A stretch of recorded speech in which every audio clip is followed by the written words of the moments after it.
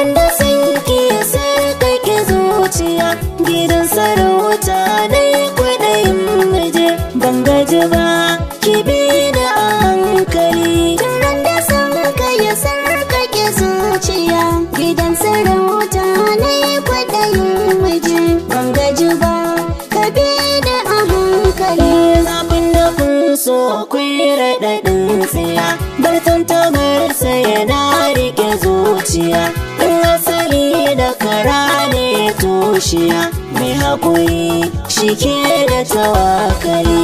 Salata so aka san kauna akwai mai gardamar haka sai a sanar da shi kyale-kyale ke birge zamani na zo ne yau zance ne ga daga domin ka san tsoro ya buga rike nuna ka na ka jiga sai nutsuwa ta jawon hankali.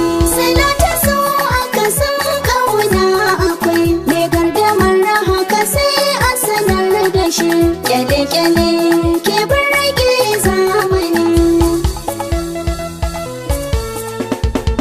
Ike na kama yarda burina ganna adaba da ke zo rabin raina muradina ban kai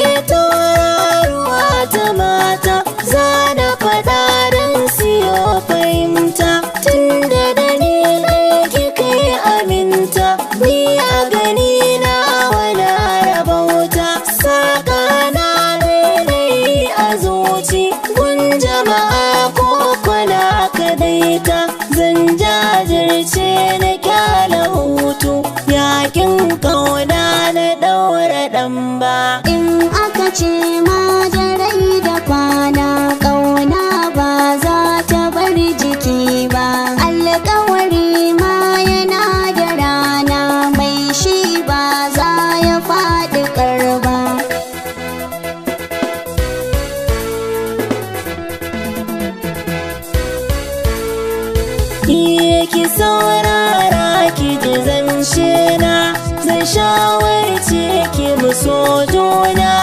Idan kuma mun yi birsu da kan ruwa, idan mu ba zai kau ba.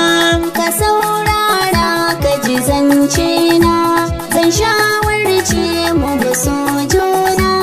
Idan kuma mun yi biris da hakan, ruwa a idan mu ba zai kau ba.